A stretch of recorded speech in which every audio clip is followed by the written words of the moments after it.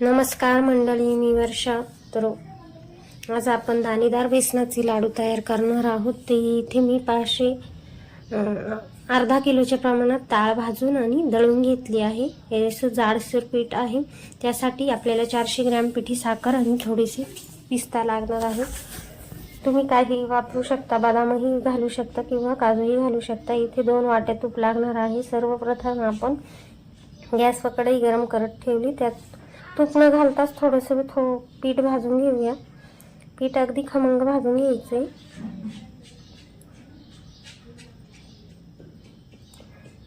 पिठाचा थोडासा असा वास यायला लागला की त्यामध्ये थोडंसं तूप घालून घ्यायचे.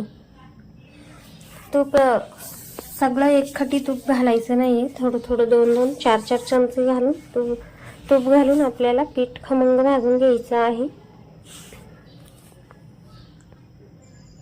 हे बघा, इथे पीठ वास सुटू लागला म्हणून 2-4 चमचे तूप घालून घेतलं.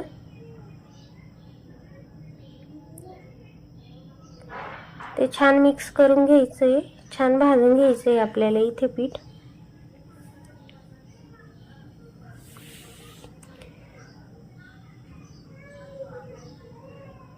बेसन पीठ भाजताना काय करायचं, एक सोबतच सगळं तूप घालायचं नाही. तूप 4-4, 2-2 चमचे करून वापरायचं आहे.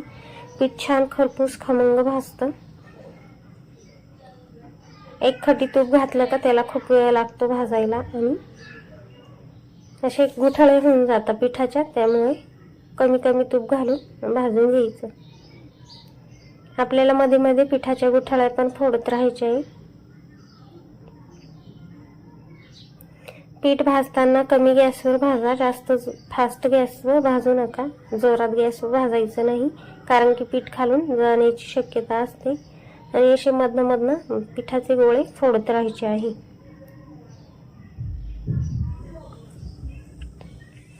हे बघा, इथे सगळं तूप घातलं आहे. इथे 1 वाटी तूप संपलं आहे. पुन्हा मी दुसरी वाटी भरून तूप वापरलं आहे.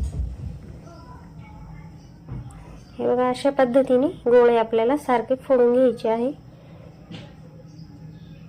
गोळे झाले की पीठ मध्ये कच्चं राहतं, त्याच्यामुळे गोळे फोडून पीठ भाजून घ्यायचं. हे बघा, पुन्हा तूप घालून पुन्हा भाजून घेऊया. हे पूर्ण पीठ भाजायला मला जवळजवळ 50 मिनिटं लागली होती. हे बघा, पीठ छान असं भाजून घ्यायचंय आपल्याला.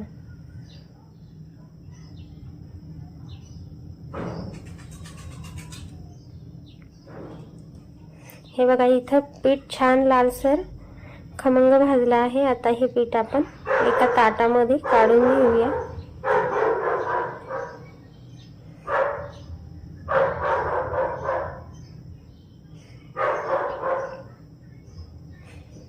हे बघा, एका ताटामध्ये पीठ मी काढून घेतलं आहे. हे पीठ मस्त पसरवून द्यायचं आहे आणि यात 1 चमचा सुंठ, वेलची, जायफळ पावडर घालायची आहे. हे बघा, 1 चमचा घातली आहे. सुंठ, वेलची, जायफळ पावडर घातली आहे. ते छान मिक्स करून घ्यायचे आणि पीठ गार पडलं का मगच पिठी साखर घालायची. गरम गरम पिठात घालू नका, पीठ पातळ होऊन जातं, मग त्याचा लाडूचा आकार व्यवस्थित येत नाही. हे बघा, इथे पीठ गार पडल्यानंतर मी 400 ग्रॅम पिठी साखर घातली आहे. पीठ छान मिक्स करून घ्यायचंय.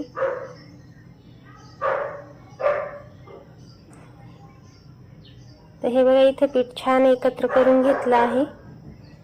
पिठी साखर व्यवस्थित कालून घेतल्यानंतर हे बघा, इथे छान लाडू बांधून घ्यायचे.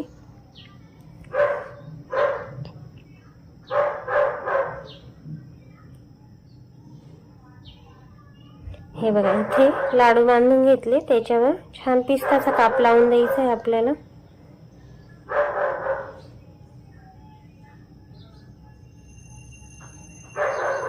हे बघा, असा एखादा पिस्त्याचा काप लावायचा. हे बघा, अशा पद्धतीने मी इथे सर्व लाडू तयार करून घेतले.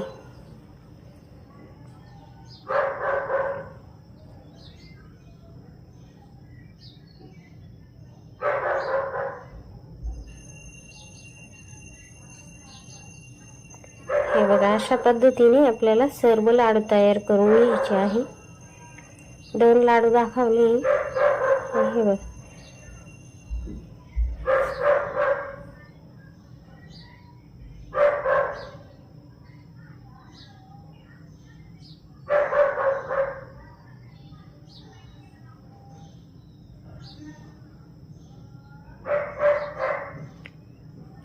अर्धा किलोच्या प्रमाणात 25 लाडू बरोबर तयार होतात. हे बघा, अशा पद्धतीने मी इथे सर्व लाडू तयार करून घेतले. व्हिडिओ आवडल्यास लाईक करा, सबस्क्राईब करा. वेळात वेळ काढून माझा व्हिडिओ बघितल्याबद्दल धन्यवाद. हे बघा, एक लाडू मी इथे तुम्हाला फोडून दाखवते. टेक्स्चर बघा तुम्ही. हे बघा, एकदम दाणेदार लाडू आहे.